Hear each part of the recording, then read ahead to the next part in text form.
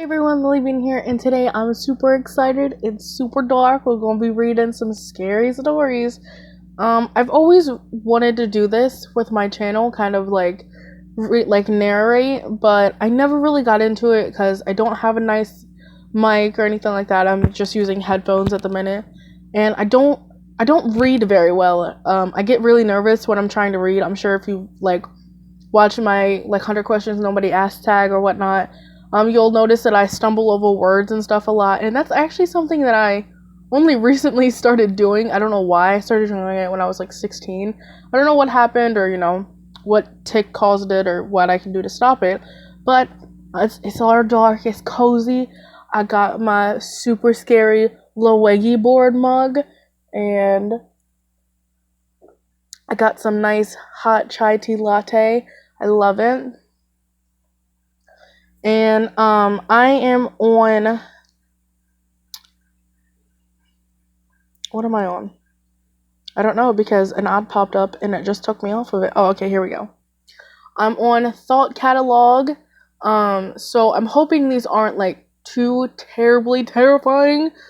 It's 67 true scary stories to tell in the dark. I'm obviously not going to read all 67 of them, but there's 5 here on the main page, and they're one of them's super short. It's only 6 sentences. One of them's a little bit longer. It's 2 or 3 paragraphs. There's a nice kind of mix into them.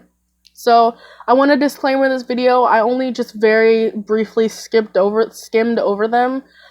So if you're offended by I don't know, the devil, or like Satan or anything like that, I didn't read them in detail, so I don't know what's gonna be on here. I didn't see any Ouija board stories or anything like that, so you might be okay.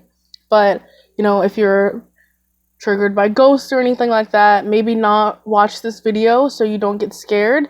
But if you're not bothered by anything like that and you'd like to continue, please keep watching.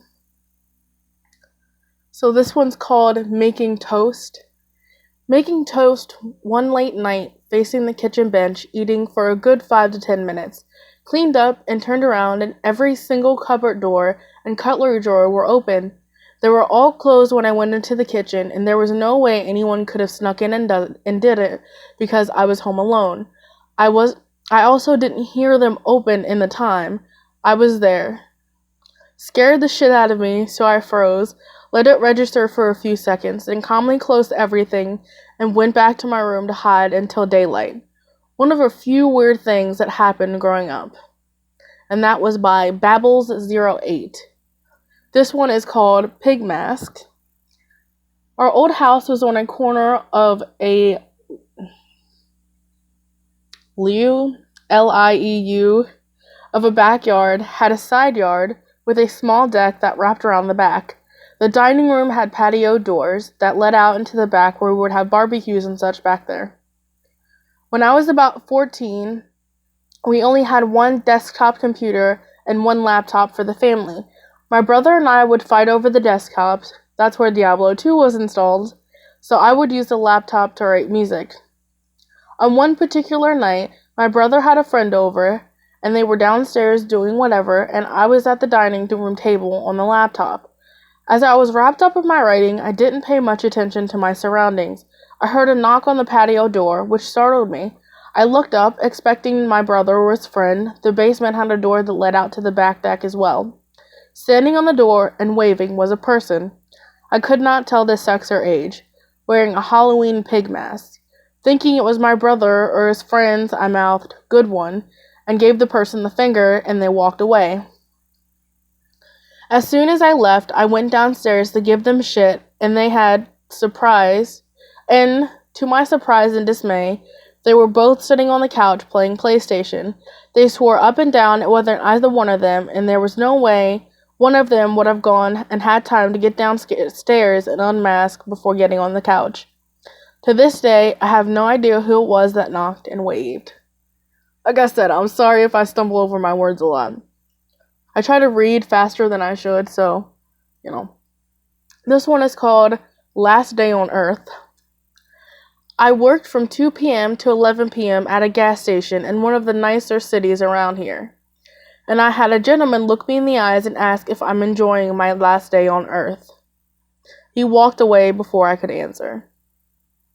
And that's from @Stevens98.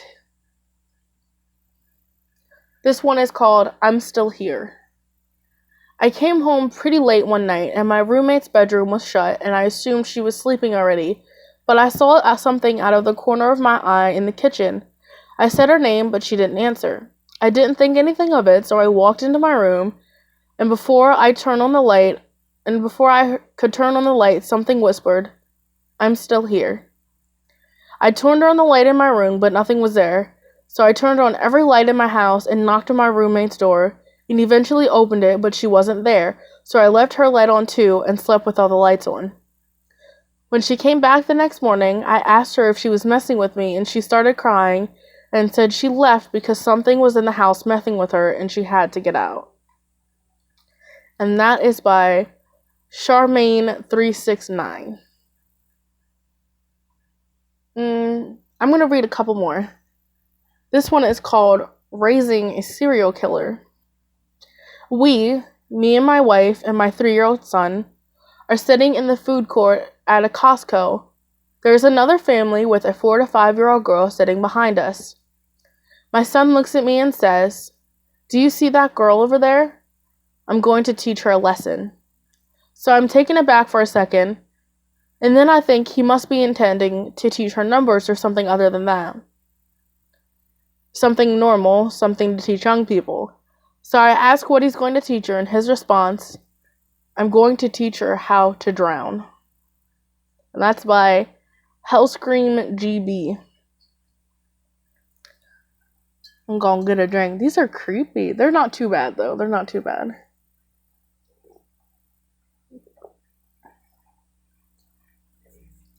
This one is called They Knew. A family friend of mine used to work in private wealth management. One of her jobs was diversification of her clients' assets on the stock market.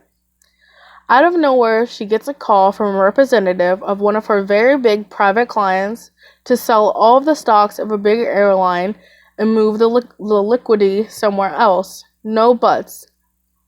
And if they needed, they could sell in up to 5% below market as long as the shares were sold quickly. This was extremely weird as the stock price of the company was pretty stable, and specifically this client's portfolio was heavily hedged with this stake, but she didn't think much of it. Oftentimes, her clients did this for personal reasons, such as having a bad experience on a plane of the company or etc. 2 days later, one of her colleagues said that she shared this peculiar story, told her how the airline stock price started to slowly but surely falling, and some people were selling off their shares too, which were gladly bought by the market at increasing prices. The next day, AA Flight 11 crashed into the North Tower of the WTC in New York. The stock market was closed for another week. So, that is, in case you don't understand, that is, because it kind of took me a second, that is a story of someone who called who was, that was in the stock market with the airline of the planes that crashed into the Twin Towers.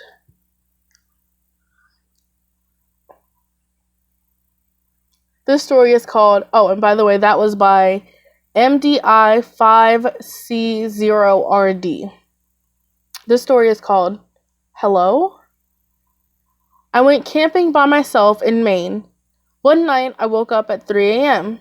Not being able to fall asleep, I just laid there, listening to the woods. Then I heard a faint, hello? I was petrified. I felt so vulnerable in the tent. I never figured out what it was. And that story is by BromanDude69. This story is called, Would You Like to Come Live in My Basement? When I was 17 and worked in retail as a cashier, I had a very old couple come through my line buying a wok. Like the stove thing, or pan. The husband, who was at least 60 or at least 85, started making conversation with me about the walk. Excuse me, I'm sorry. I asked if, and he asked if I like Chinese food. Yeah, I like Chinese food. Do you want to go out with me to get some Chinese? He winks at me. No, sir. Oh well. He looks a bit disappointed and turns to look at his wife, who is on the phone with someone. Would you at least like to come home with me and live in my basement? No. The rest of the transaction took place in terrified silence. His wife never said a word. I wondered to this day if he was trying to joke because he sounded so sincere, or if he was suffering from dementia or something else that made him not realize how creepy that sounds to someone young enough to be his great-grandchild. And that was by Angel X Damien. This story is called Followed. The summer after I graduated from high school, I left work early and went up to my parents' cabin in northern Michigan. Spent that night at the beach watching the sunset. Once the sun went down and it became nearly pitch black, no light pollution, I got to my car and started driving down the highway, M22. After about 10 seconds of being at speed, there was an older Tahoe, late 90s, that started riding my ass and flashing his high beams. So I got up to about 60 in a 45, and they were still on my ass. So I pulled off to the side of the road that my parents' cabin is off of, and they took the same turn. I thought this was weird because there's only about 30 to 40 houses on the road. So I went all the way to the end, which eventually is eventually a dead end, but leads to a maintenance area for the golf course that's nearby. The truck was still following me. At this point, I was freaking out because if I pulled into the house, they'd know where we lived, and they were still following close by. I took a ton of random turns, and the truck kept following every single turn for about 15 minutes.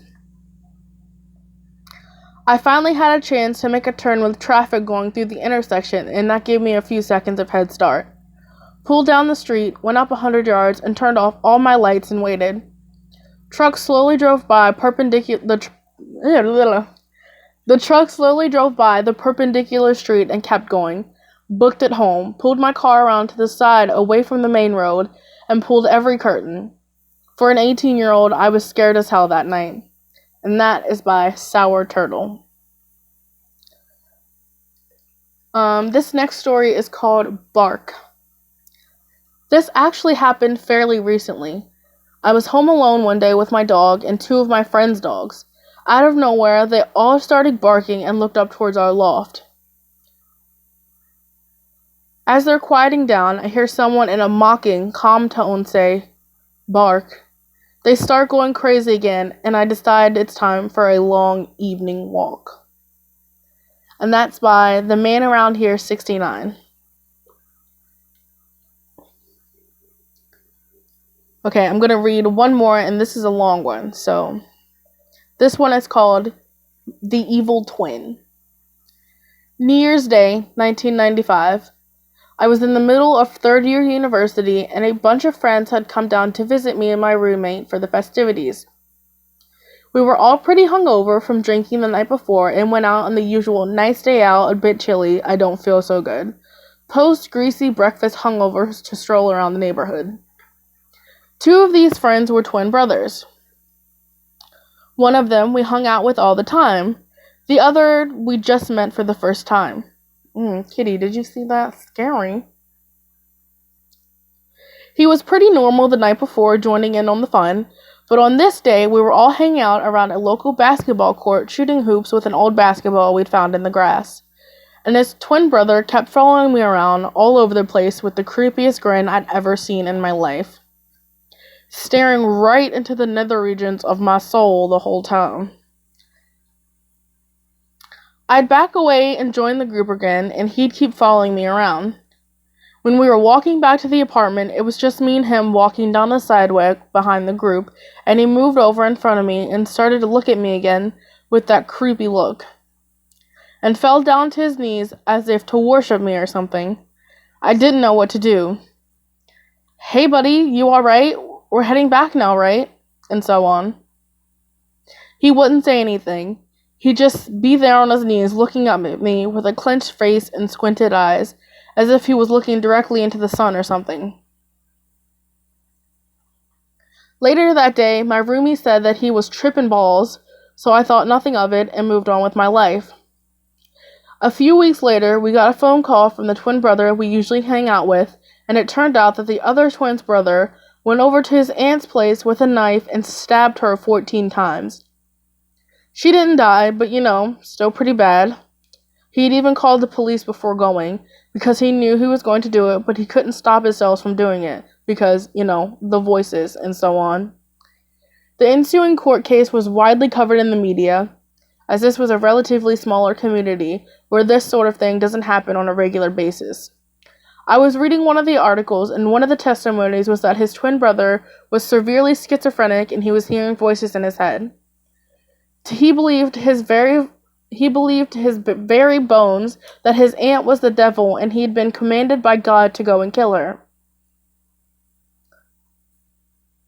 So, who was this God that told him to go kill her? Well, as the newspaper article described, it was a guy and a group he hung out with on New Year's Day. Didn't take me long to realize he was talking about me. This was 22 years ago. I know for a fact it was just a mental illness, but just knowing that I somehow commanded him to go and kill his aunt stays with me until this day. And that's by Cat Gotcha. Now, okay, I'm going to read one more because the title of this is really getting to me. This one is called Always Look Under the Bed, which is absolutely terrifying to me. I'm going to go off on a little tangent here, I'm sorry.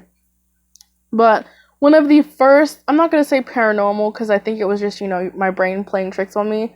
But one of the first times I remember being genuinely scared by something, like on the internet, was when I found, it was like off a Facebook link back in the day when Facebook had all those stories that you could read on it and that you could write on.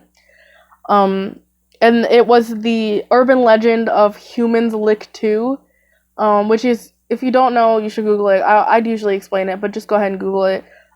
Extremely creepy, and while I was reading it right at the end, I swore I heard someone knock on the underside of my bed, and I was freaking out, let me tell you. I think I was like 10 to 12 when that happened, so, Okay. So this story is called Always Look Under the Bed.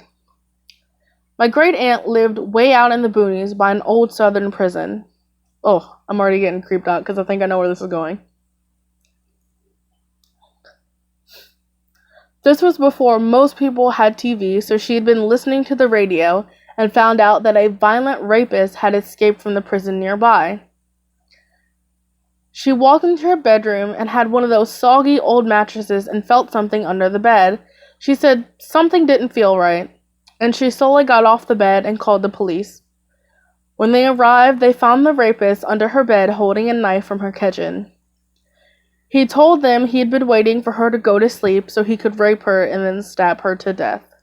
And that story is by Northern Jerby. It's by that person. Oh, you guys can't see that. But anyway, thank you guys so much for watching this video. I hope you guys enjoyed this. Like I said, this is something I've really wanted to do for a long time. I think I'm gonna go ahead and film part 2 of this right now. It's probably not gonna go out at the same time unless you guys want it to. But excuse me. Thank you guys so much for watching this video. I hope you like this creepy little setup. I'm really excited for this. I'm so happy. Thank you guys so much for watching this video. If you liked it, please definitely make sure to leave a like, leave a nice comment down below, and also let me know if there's a specific story that you would like me to read. Like, I don't know, a creepypasta or something of that nature. So, again, thank you guys so much, and I'll see you guys in the next one. Bye!